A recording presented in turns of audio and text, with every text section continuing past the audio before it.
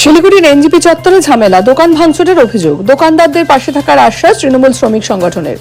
উত্তরবঙ্গের গুরুত্বপূর্ণ station new Jalpaiguri station. প্রতিদিনই কয়েক হাজার যাত্রীদের আনাগোনা হয় স্টেশন চত্বরে।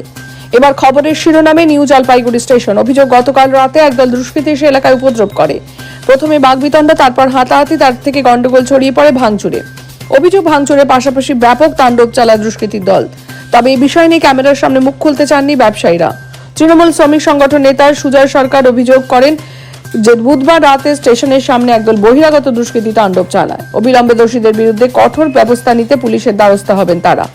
এদিন সকাল থেকে এনজিপি স্টেশন সংলগ্ন এলাকার সব খাবারের দোকান খোলা থাকলেও থমথমে রয়েছে এলাকার পরিবেশ। পুলিশ সূত্রে খবর, এই গন্ডগোলের ঘটনায় দুজনকে আটক করেছে শিলিগুড়ি মেট্রোপলিটন পুলিশ।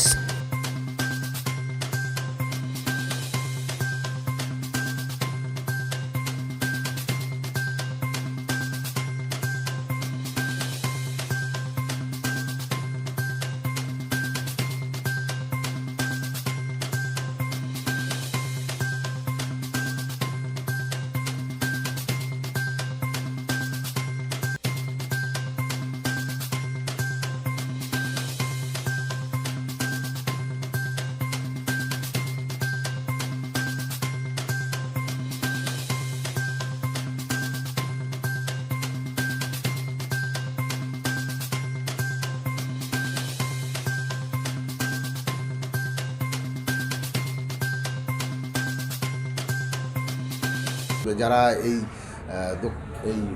হোটেলে এসে ঝামেলা করেছে বা একটা যে বাকবিতণ্ডা হয়েছে, যেটাই হয়েছে, তো রাতের অন্ধকারে হয়েছে। আমরা সকালবেলা খবর পাওয়ার সাথে সাথে এখানে চলে এসেছি। আমরা ব্যবসায়ীদের সাথে নিয়ে বসে তাদের সাথে আলোচনা করেছি।